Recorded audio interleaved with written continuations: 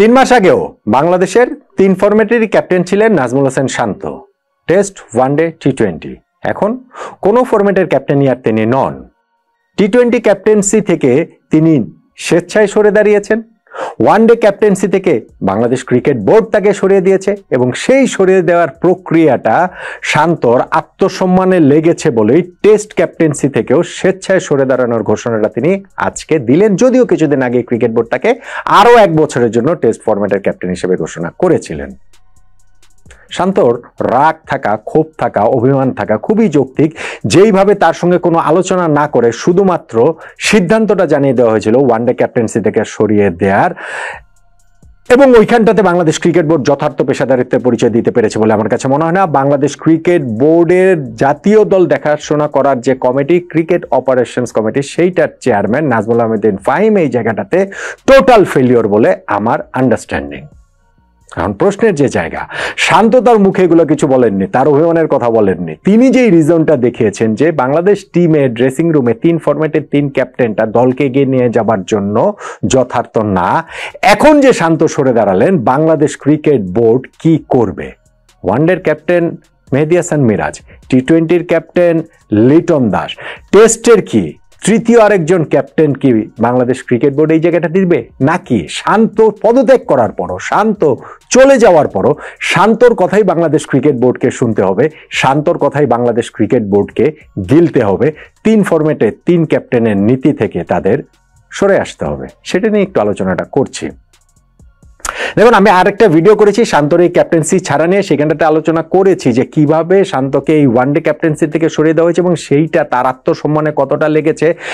In fact গত 12ই June যখন এই ঘটনাটা ঘটে, তারপরে এই 28শে জুন পর্যন্ত 16 দিন সময় বাংলাদেশ ক্রিকেট বোর্ড এই বিষয়ে যথার্থ কমিউনিকেশন শান্তর সঙ্গে করতে পেরেছেন বলে আমার কাছে মনে হয় না। ক্রিকেট অপারেশনসের চেয়ারম্যান নাজমুল আহমেদ ফাহিম, যার নামই হয়ে গিয়েছে টিএডিএ ডিরেক্টর, তিনি বাংলাদেশের, এটা আমি নাম দিইনি ভাই, এটা বাংলাদেশের ন্যাশনাল ডেইলিতে দেখা হয়েছে।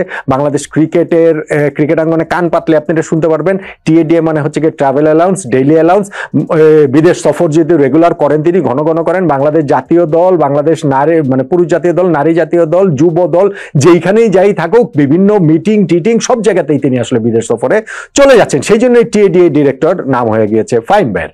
এখন তার কমিটিরই তো দায়িত্বই ন্যাশনাল টিম দেখভালের, এবং সেইখানটাতেই ক্যাপ্টেন্সি চেঞ্জের মতো এত বড় একটা ডিসিশন, সেই জায়গাটাতে তিনি আজকে এসে বলছেন যে আজকে শান্ত এরকম একটা ঘোষণা দিয়ে দেবেন, তিনি সেটা জানতেন না, অথচ তিনি এই মুহূর্তে শ্রীলঙ্কাতে রয়েছেন।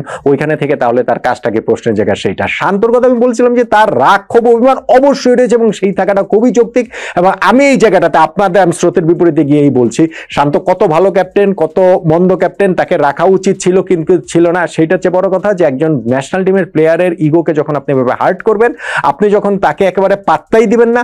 ওয়ানডে ক্যাপ্টেন্সি থেকে শান্তকে সরিয়ে দেওয়া একটা আলোচনার মাধ্যমে হতে পারতো, সেইটা না করে শুধুমাত্র তাকে সিদ্ধান্ত জানিয়ে দেওয়ার পরে শান্ত যে সিদ্ধান্তটা নিয়েছেন টেস্ট ক্যাপ্টেন্সি থেকে সরে দাঁড়ানোর, তার এই আত্মসম্মান বোধকে আমি স্যালুট করি।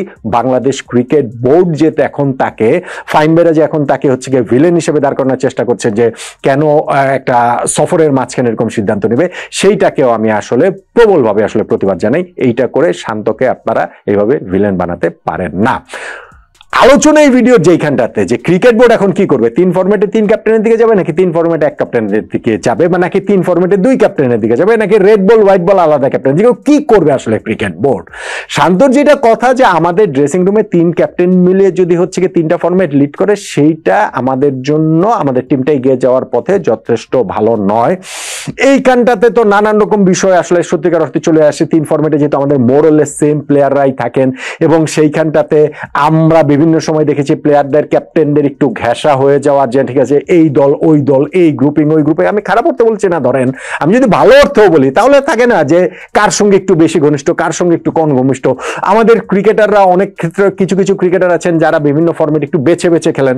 ধরেন প্লেয়ার্স লাইক মুস্তাফিজ, এখন মুস্তাফিজ ওয়ানডে সিরিজ খেলবেন নাকি টি20 সিরিজ খেলবেন, টেস্ট তো তিনি বাদে দিয়েছেন। সো কোন ক্যাপ্টেনের সঙ্গে তার খাতির বেশি থাকবে, সেই ক্যাপ্টেনই তাকে পেতেছে। এরকম নানান জটিলতার প্রেক্ষিতে শান্তর মনে হয়েছে যে 3 ফরম্যাটে 3 ক্যাপ্টেন থাকাটা যৌক্তিক না।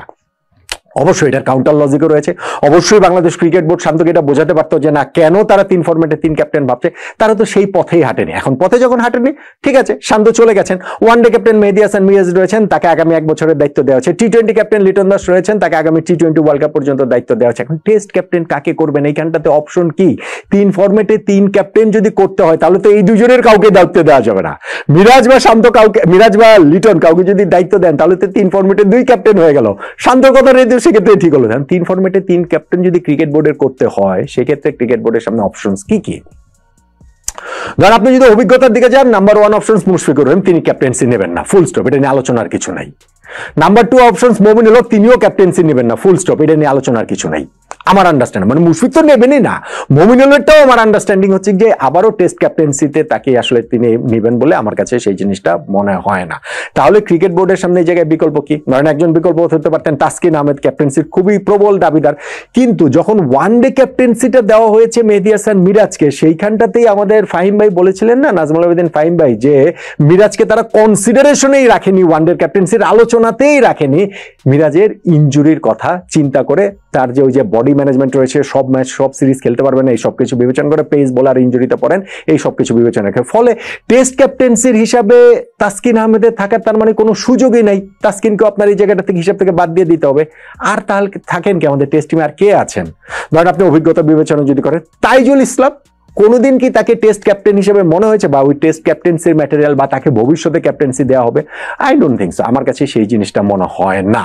তাহলে এর বাইরে বাংলাদেশ ক্রিকেট বোর্ডের সামনে অপশন তো হয় মিরাজ অথবা লিটন।